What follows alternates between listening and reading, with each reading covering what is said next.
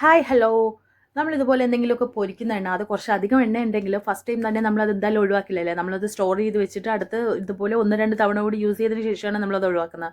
പക്ഷെ നമ്മളിങ്ങനെ ഫ്രൈ ചെയ്തെടുക്കുന്ന സമയത്ത് അതിലൊരുപാട് പൊടി, ഈ ഫ്രൈ ചെയ്തതിൻ്റെ ബാലൻസ് പൊടിയൊക്കെ ആയിട്ട് കിടക്കുന്നുണ്ടെങ്കിൽ നമുക്കത് സ്റ്റോർ ചെയ്ത് വെക്കാനും നെക്സ്റ്റ് ടൈം എടുത്ത് യൂസ് ചെയ്യുമ്പോഴും അത് ഭയങ്കര ഒരു ബുദ്ധിമുട്ടാണല്ലേ.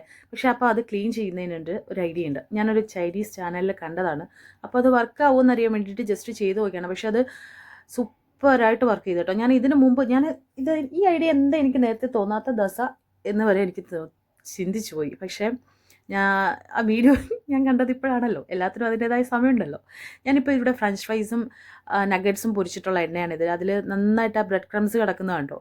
ഞാനൊരു ബൗൾ എടുത്തിട്ട് അതിലേക്ക് 2 സ്പൂണ് കോൺഫ്ലോർ എടുത്തിട്ടുണ്ട്. നിങ്ങളുടെ അടുത്ത് കോൺസ്റ്റാച്ച് ആണുള്ളെങ്കിൽ അതും ഉപയോഗിക്കാൻ കുഴപ്പമില്ല. 2 3 സ്പൂണായല്ല ഇപ്പം. ഓക്കെ, 3 സ്പൂൺ കോൺഫ്ലവർ എടുത്തിട്ടുണ്ട്. അതിലേക്ക് കുറച്ച് വെള്ളം ഒഴിച്ചിട്ട് നന്നായിട്ട് മിക്സ് ചെയ്ത് നല്ലൊരു പേസ്റ്റ് പരുവത്തിലാക്കിയിട്ട് ഈ പേസ്റ്റ് നമുക്ക് ആ എണ്ണ നല്ല ചൂടായിട്ടിരിക്കുന്ന എണ്ണ ചൂടില്ലാതെ ഒഴിക്കരുത് കേട്ടോ. നല്ല തിളച്ചിട്ടിരിക്കുന്ന സമയത്ത് തീ കുറച്ചിട്ട് വേണം ഇത് അതിലേക്ക് ഒഴിച്ചു കൊടുക്കാനായിട്ട്. നമ്മൾ നെയ്യപ്പമൊക്കെ പൊരിക്കാൻ വേണ്ടി മാവ് ഒഴിക്കുന്ന കണക്ക് ആ ഒരു ഫീൽ കിട്ടും. എണ്ണയിലേക്ക് അതിങ്ങനെ ഒഴിക്കുമ്പോൾ നല്ല രസം അത് കാണാൻ.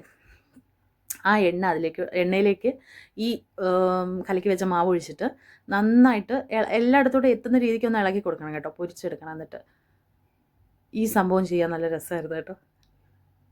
എന്നിട്ട് ആ എണ്ണയിലേക്ക് അതെല്ലാം കറക്റ്റായിട്ട് എത്തിച്ചു കൊടുക്കുക. ആ പൊടി ഉള്ളിടത്തോട്ടെല്ലാം ഈ എണ്ണ ഒന്ന് എത്തിച്ചു കൊടുത്താൽ മതി. എണ്ണയല്ലല്ലോ, സോറി, വീണ്ടും തെറ്റിപ്പോയി. ഈ മാവ് പൊടിയുള്ള എല്ലാ ഭാഗത്തേക്കും ഒന്ന് എത്തിച്ചു കൊടുത്തു കഴിഞ്ഞാൽ നമ്മുടെ കാന്തത്തിലേക്ക് ഇരുമ്പൊട്ടുന്ന പോലെ ഈ സാധനം എല്ലാം അതിലങ്ങ് ഒട്ടിക്കിട്ടും. ക്ലീൻ ആൻഡ് ക്ലിയർ ആയിട്ട് നമുക്ക് എണ്ണ നെക്സ്റ്റ് ടൈം യൂസ് ചെയ്യാം. നിങ്ങൾ ഈ വീഡിയോയിൽ തന്നെ ലാസ്റ്റ് കണ്ടാൽ മനസ്സിലാവും എണ്ണ എത്ര ക്ലിയർ ആയിട്ടാണ് എനിക്ക് കിട്ടിയിരിക്കുന്നതെന്ന്. ഞാൻ ഈ ഐഡിയ അറിയാൻ ഒരുപാട് ലേറ്റായിപ്പോയി. ഞാൻ 1-2 തവണയൊക്കെ അരിപ്പിലോട്ട് അരിച്ചിട്ട് ആ അരിപ്പിൽ നിന്ന് എണ്ണ ഒഴിവാക്കി കളയാൻ വേണ്ടി എന്തോരം ബുദ്ധിമുട്ടി കഷ്ടപ്പെട്ടിട്ടുണ്ടെന്നറിയാവോ.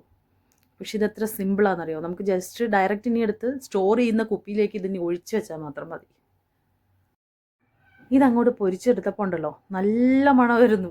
എണ്ണയിൽ അതിങ്ങനെ മുരുമുരാ കിടന്ന് പൊരിഞ്ഞപ്പോൾ ഇതെടുത്ത് കളയാനാണല്ലോ എന്നാലോചിച്ചപ്പോൾ എനിക്ക് സത്യം പറയാൻ നല്ല സങ്കടം തോന്നി. കാരണം അത്ര നല്ല ഒരു മണം ഉണ്ടായിരുന്നു. ആ ഫ്രഞ്ച് ഫ്രൈസ് പൊരിച്ചപ്പോൾ പോലും എനിക്ക് സത്യം പറഞ്ഞാൽ ഇത്രയും മണം അടിച്ചില്ലായിരുന്നു.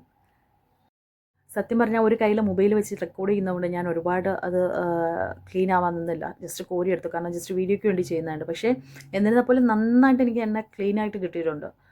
ജസ്റ്റ് ഒന്ന് ആ പൊടിയെല്ലാം മാവിലേക്ക് പിടിച്ചപ്പോൾ തന്നെ ഞാൻ കോരി മാറ്റി. പക്ഷേ നിങ്ങൾക്ക് കാണാം, ആ എണ്ണയിലേക്ക് നോക്കിയാൽ മനസ്സിലാവും ആദ്യം ഉണ്ടായിരുന്ന പോലെ അല്ല ഇപ്പോൾ ഓയിൽ കിടക്കുന്നത്.